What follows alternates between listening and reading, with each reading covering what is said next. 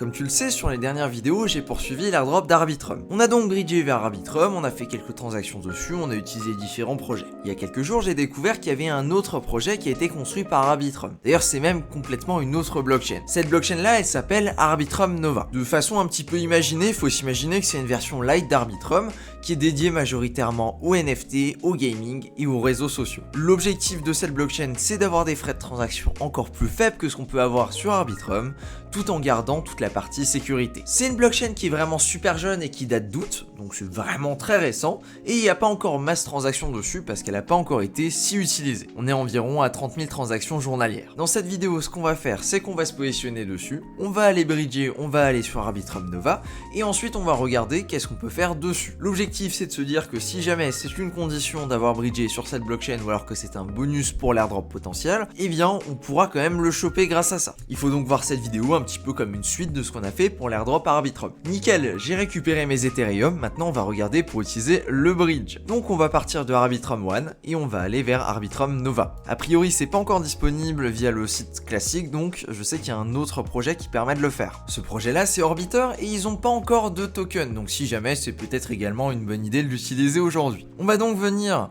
mettre le mode nuit évidemment et connecter notre wallet. Donc moi j'ai envie de partir directement de Arbitrum, tac. Et je vais aller vers Arbitrum Nova. Est-ce que c'est possible sur lui? Donc on va envoyer 0,05, a priori il n'y a pas trop de frais de gaz là-bas et on reçoit 0,0499. C'est plutôt sympathique ça. Je vais d'abord regarder si on peut ajouter le réseau tout de suite. On va aller sur le fameux chainlist et on va checker ça tout de suite. Est-ce que si on tape Arbitrum Nova, il est pris en charge?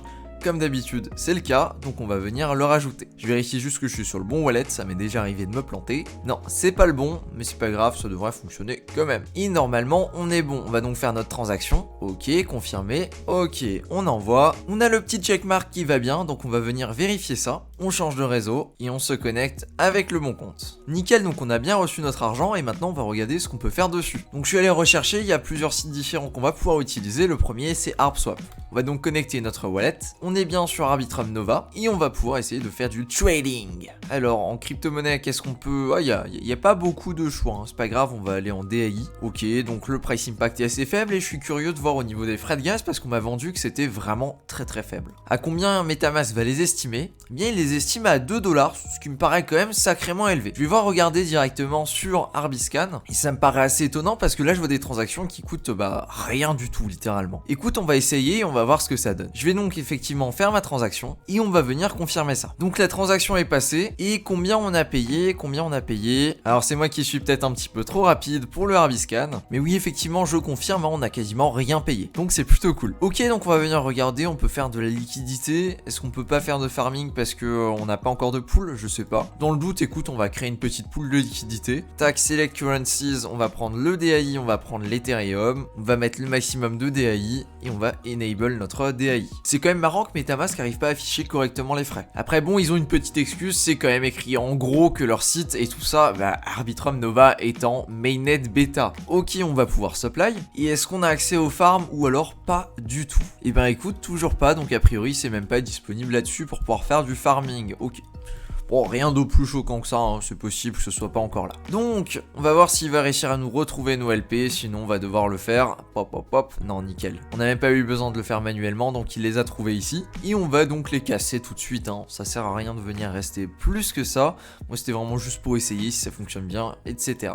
On va enable et on devrait pouvoir remove. Alors, juste petite information, ce que je fais ici, c'est vraiment juste pour mettre un tag, c'est-à-dire dire qu'on a utilisé un petit peu le réseau, qu'on est passé dessus. L'objectif, c'est pas de dire qu'on a fait vraiment 50 000 transactions, qu'on est un utilisateur régulier, etc. C'est un sous-réseau d'Arbitrum à l'heure actuelle, donc on va pas s'amuser à venir toutes les semaines faire des petites transactions, tester des trucs, etc. De toute façon, il n'y a pas encore grand-chose sur le réseau pour pouvoir se permettre de faire ça. À l'inverse d'Arbitrum, là où tu as déjà pas mal d'applications décentralisées, notamment avec JMX, là où tu peux faire des trucs plutôt sympas. On va donc utiliser un autre projet, on va utiliser SushiSwap. Celui-là, tu le connais, et ça m'a impressionné de savoir qu'ils avaient déjà une version qui était sur Arbitrum Nova. Tac, donc il connecte automatiquement directement à la bonne blockchain. Et ici, on va tout simplement reswapper une partie de nos DAI directement en Ethereum. On doit l'approuver comme d'habitude. Et maintenant, on va pouvoir swapper. Et écoute, c'est quand même plutôt cool comme réseau. Les frais sont vraiment négligeables et en plus de ça, c'est quand même assez rapide. On va voir pour faire ça sur le dernier outil. Et le dernier outil, c'est également un outil pour faire du swap. Donc, on va venir convertir le reste de nos DAI directement en Ethereum avant de repartir. On approuve et on va venir swapper de nouveau. Et comme tu peux voir en haut à droite, on a débarqué avec 0,0499 et on a encore 0,04976. Autant te dire qu'on a quasiment rien dépensé. J'ai également vu que chez Tofu NFT, ils avaient une version qui était disponible sur Arbitrum Nova. Ça m'étonne pas vu toutes les versions différentes qu'ils ont déjà. Donc on va regarder vite fait s'il y a quelque chose dessus. Oh, il y a l'air d'y avoir un petit peu d'activité quand même. Et ils sont à 5$ les NFT. Et donc si tu veux aller plus loin, tu peux aller sur Tofu NFT et acheter directement un NFT dessus. Pour le coup, moi je vais pas le faire, je vois pas trop l'intérêt plus que ça, les projets ont pas l'air si ouf que ça, et même les dessins, il y a vraiment rien qui me parle. En tout cas, si ça t'intéresse, c'est assez abordable, les prix des NFT sont à quelques euros. Là par exemple, cette collection-là, elle est à 5€. Donc ça peut toujours faire un petit plus si ça t'intéresse. Pour le coup, moi je vais réutiliser Orbiter et on va venir retourner sur Arbitrum. On va donc juste inverser si t'as toujours la même page qu'on avait avant. On va mettre la somme maximum. Alors comme tu peux le voir, il y a un petit peu d'argent qui va rester pour faire la transaction. Ok, donc on va venir rapatrier le maximum et on va venir rapatrier 48 165. Très bien. On va appuyer sur Send. Ça va venir envoyer le maximum d'Ethereum qu'on a sur le compte là et on va venir le transférer de Arbitrum Nova à Arbitrum. Tiens, il nous dit qu'on est déjà bon. Ça doit faire même pas 2 minutes. C'est assez impressionnant la vitesse. On change de réseau, tac. Et normalement, on est censé de nouveau avoir notre argent dessus. Et oui, on a effectivement reçu notre argent. Pour le coup, moi je vais venir restacker sur Stargate. Bien joué à toi, tu viens de bridger de Arbitrum vers Arbitrum Nova. T'as fait quelques transactions pour marquer le réseau de ta présence. Et ensuite, tu es revenu sur Arbitrum. Si tu n'as pas déjà de fonds sur Arbitrum, il n'y a pas de souci, tu peux directement utiliser le bridge en partant d'autres blockchains. Par exemple, Ethereum ou encore d'autres L2. Il y a même la Binance Smart Chain, ce qui est assez étonnant. Si tu as apprécié cette vidéo, sache que j'ai fait d'autres vidéos airdrop et que tu peux tout simplement les retrouver dans la playlist qui s'affiche là à l'écran.